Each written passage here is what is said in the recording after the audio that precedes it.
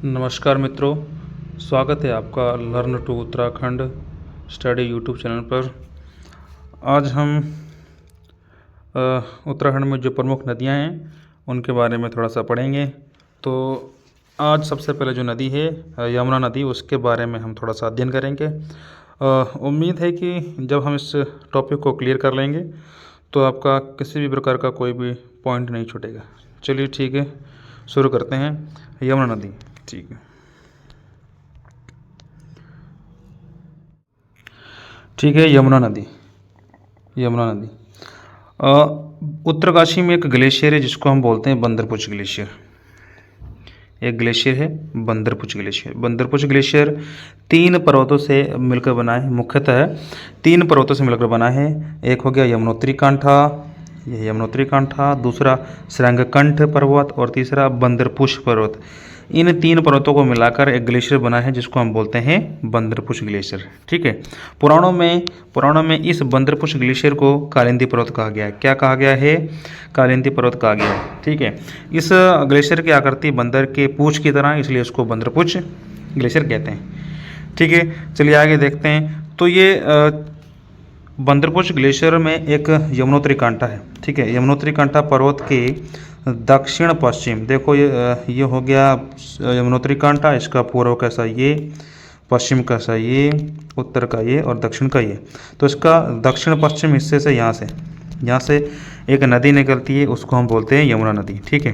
तो अगर आपसे पूछेगा क्वेश्चन कि यमुना नदी कहाँ से निकलती है, तो यमुना नदी बंदरपुछ ग्लेशियर के यमुनोत्री कांठा पर्वत के दक्षिण पश्चिम भाग से यमुना नदी निकलती है। ये निकलते ही पहले इसके तट पर एक मंदिर है जिसको हम जानते हैं कि यमुनोत्री मंदिर है। क्या नाम है इस मंदिर का? नाम यमुनोत्री मंदिर। अगर इस मंदिर के बारे में देखें कि इस मंदिर का निर्माण किसने किया था, तो हमें पता है कि सबसे पहले इसका निर्माण सुदर्शन शाह ने किया था। किसने? सुदर्शन शाह ने किया था। किससे किया था? तो लकड़ी से बनाया था। कब किया था? तो 1850 में। ठीक है, कब? 1850 में। यमुनोत्री मंदिर का निर्माण किसने किया? सुदर्शन शाह ने सबसे पहले किया था और 1850 में किया था। किससे बनाया था? लकड़ी से बनाया था। फिर 1862 की बात है, 1862 में यहाँ पर यमुना, काले पत्थर की यमुना की मूर्ति किसने रखी? तो भवानी शाह ने रखी। किसने रखी? तो भवानी शाह ने रखी। फिर उसके बाद अगर आपसे बोला जाए कि आधुनिक यमुनोत्री मंदिर का निर्माण किसने किया, तो उसका नाम है प्रताप शाह। क्या नाम है? प्रताप शाह। ठीक है। और इस मंदिर का जीर्णोद्धार किसने किया? तो राजमाता गुलेरिया। राजमाता गुलेरिया। ठीक है। अब बाकी हम अगर मंदिर के सीरीज बनाएंगे तो उसमें मंदिर के बारे में पूरी डिटेल जानकारी देखेंगे। ठीक है, चलिए आगे देखते हैं।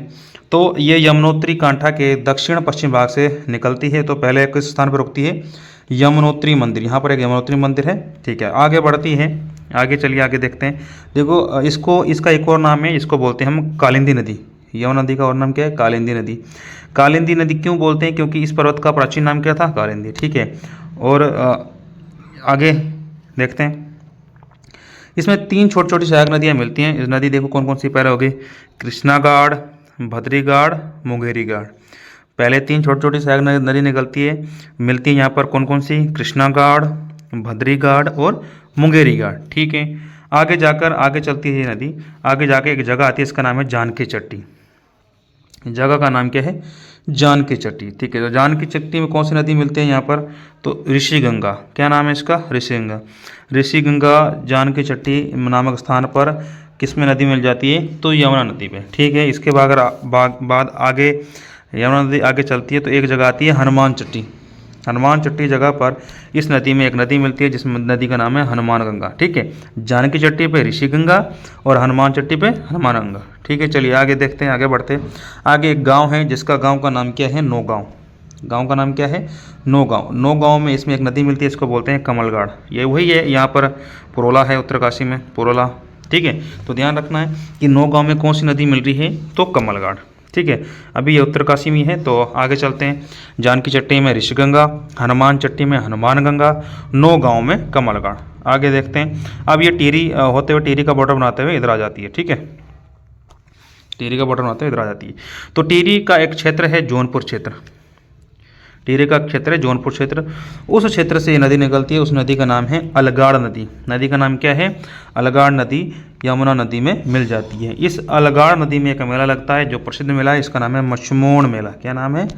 मछमोण मेला। ठीक है, चलिए नौगांव के बाद टिहरी पर एक नदी आती है, टिहरी से, उस नदी का नाम क्या है? अलगाड़ नदी। ठीक है, फिर ये टिहरी का और उत्तरकाशी का बॉर्डर बनाते हुए आगे चली जाती है, फिर ये पहुँच जाती है देहरादून में। ठीक है, देहरादून में पहुँचती है। इस जगह का नाम क्या है? लाखा मंडल। जगह का नाम क्या है? लाखा मंडल। लाखा मंडल नामक जगह पर इसमें एक नदी आती है जिसका नाम है रेखनाड़ नदी। नदी का नाम क्या है? रेखनाड़ नदी। तो अगर आपसे बोलेगा कि लाखा मंडल किस किस नदी के संगम पर स्थित है, तो यमुना नदी प्लस रेखनाड़ नदी के संगम पर लाखा मंडल स्थित है। ठीक है, अब ये रेखनाड़ नदी की भी 3 छोटी छोटी सहायक नदी है। और 3 छोटी छोटी सहायक नदी कौन सी है देखेंगे? बरनीगाड़, गुठाड़गाड़ और गंगाड़गाड़। कौन कौन सी? बरनीगाड़, गुठाड़गाड़ और गंगाड़गाड़। ये तीनों जो नदियां हैं किसकी सहायक नदी हैं? तो रेखनाड़ की सहायक नदियां हैं। ठीक है, चलिए आगे चलते हैं। लाखा मंडल के बाद आगे एक और नदी इसमें मिलती है। ठीक है, उस नदी का नाम क्या है? अमलावगाड़। नदी का नाम क्या है? लाखा मंडल के बाद यमुना नदी में एक और नदी मिलती है जिसका नाम क्या है? अमलावगाड़। ठीक है, अमलावगाड़ मिलती है। फिर आगे चलते हैं। ये नदी फिर पहुँचती है कालसी में। कहाँ पर? कालसी में। कालसी में यहाँ पहुँचती है देहरादून में, कालसी में। तो कालसी में एक नदी इसमें मिलती है, उसका नाम है टोंस नदी। ठीक है, तो टोंस नदी के बारे में देख लेंगे। टोंस नदी, अब बोलेगा काली नदी में कालसी जो है किस किस नदी के संगम पर है? तो यमुना प्लस टोंस। ठीक है, अब टोंस के बारे में देखेंगे। टोंस नदी, ठीक है,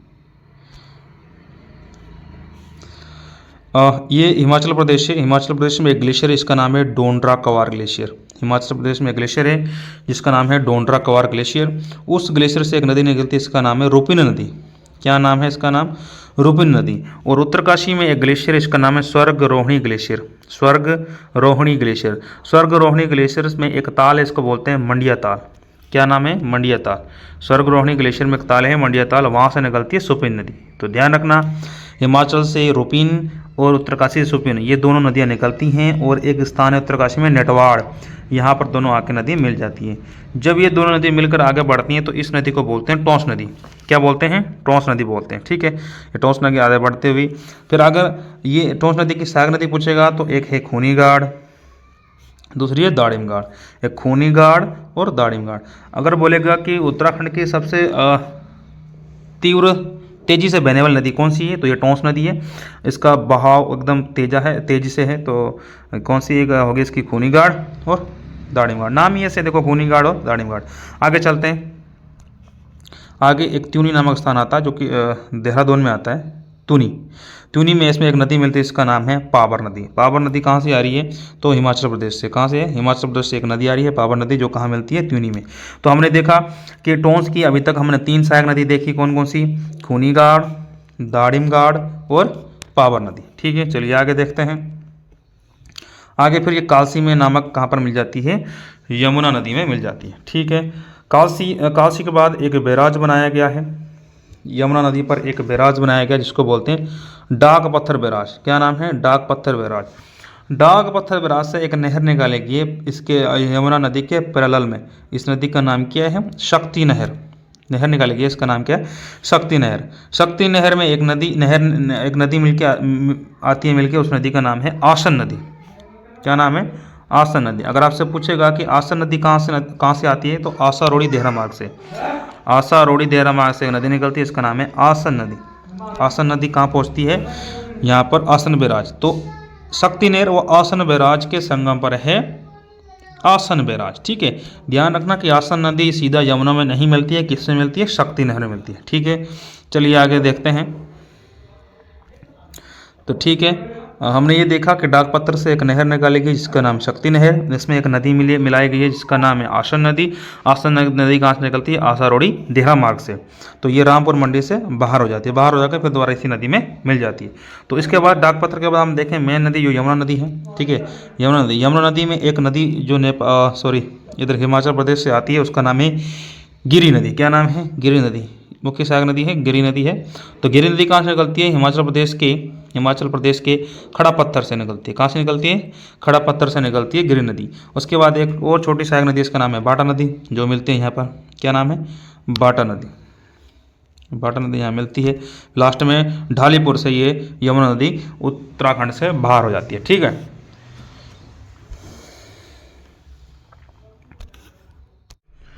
ठीक है। तो ये यमुना नदी के बारे में इतना कुछ देखा हमने। तो कुछ पॉइंट इससे बनते हैं यमुना नदी से। तो देखिए, अगर आपसे बोलेगा कि पुराणों में यमुना नदी को क्या बोला गया है, तो पुराणों में इसका नाम, एक और नाम आता है आसिता नदी।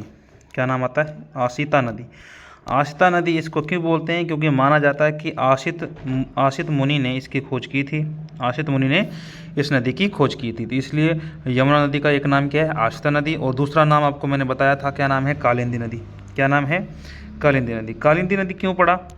क्योंकि जो बंदरबुज ग्लेशियर है उसका प्राचीन नाम क्या है? पुराना नाम क्या है? कालिंदी, इसलिए इसको एक कालिंदी नदी भी बोलते हैं। ठीक है, और इस काली नदी को क्या बोलते हैं? देखो, काली नदी को सूर्य की पुत्री क्या कहा जाता है? सूर्य की पुत्री। ठीक है, शनि और यम की बहन, शनि और यम की बहन भी कहा जाता है। ठीक है, उसके अलावा कृष्ण की पटरानी भी कहा जाता है। कृष्ण की पटरानी, कृष्ण की पटरानी के नाम से जाना जाता है। किसको? यमुना नदी को। ठीक है, अगर आपसे पूछेगा कि यहाँ से लेकर, कहाँ से?